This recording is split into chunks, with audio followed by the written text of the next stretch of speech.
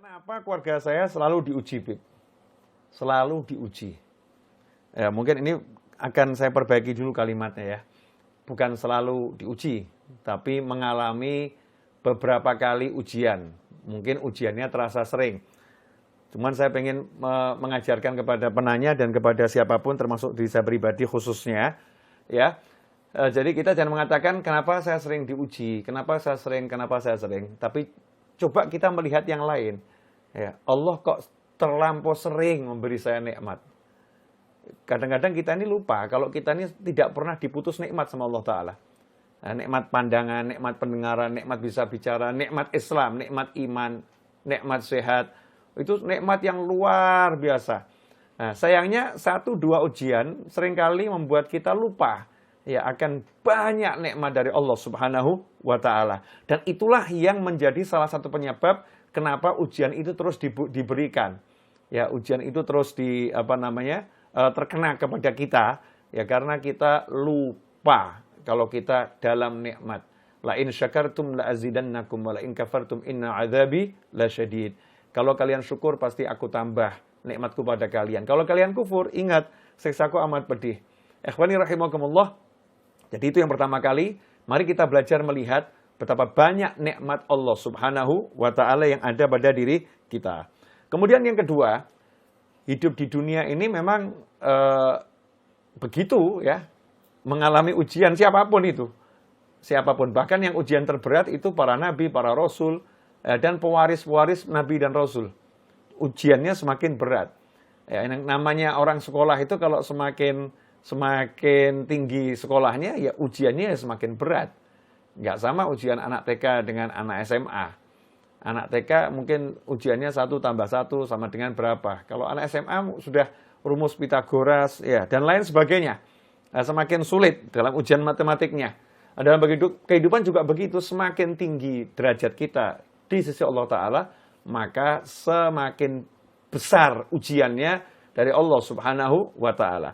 Tapi ujian yang besar itu buat orang-orang beriman jadi ringan. Karena orang beriman tidak pernah berjalan sendiri. Selalu berjalan bersama Allah Ta'ala dan selalu ditolong oleh Allah Ta'ala sehingga beban yang berat pun nggak terasa berat. Ya seperti orang itu kalau suruh ngangkat beban 1 ton kan ya berat ya. Tapi kalau diangkatnya bukan pakai tangannya, tapi pakai mesin, maka dia cuma nyetir saja. 1 ton itu rasanya ringannya luar biasa. Sama-sama ngangkat berat 1 ton, beban 1 ton, tapi dia dibantu dengan alat. Jadinya ringan. Lantas bagaimana kalau dibantu oleh Allah Subhanahu wa Ta'ala?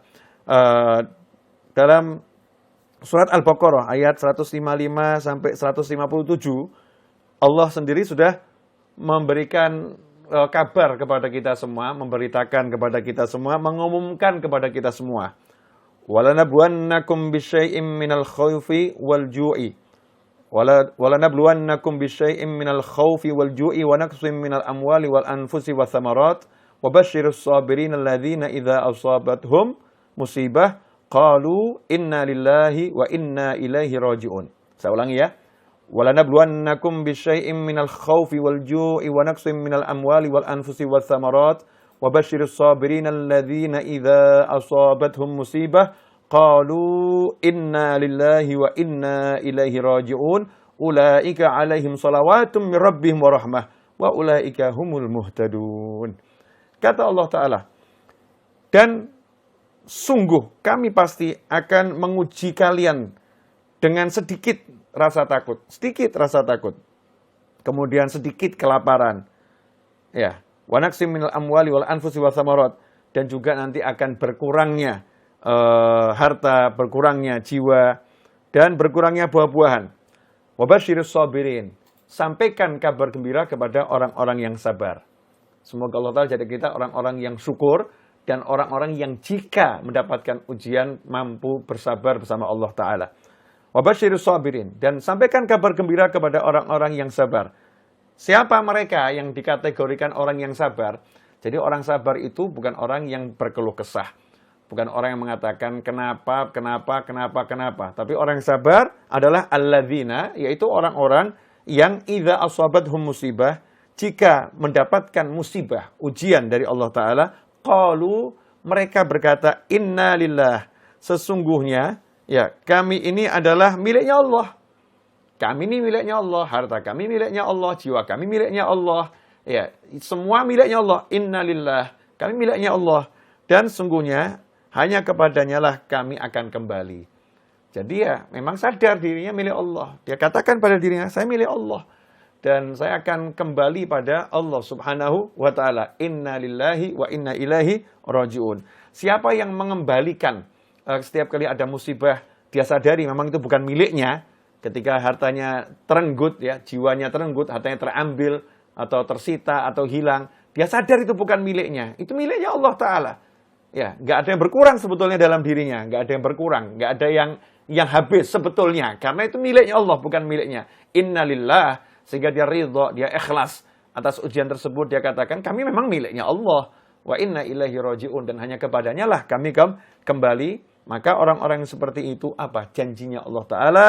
Ulaika alaihim. Kata Allah Ta'ala, mereka itulah orang-orang yang memperoleh ampunan dan rahmat dari Allah Ta'ala.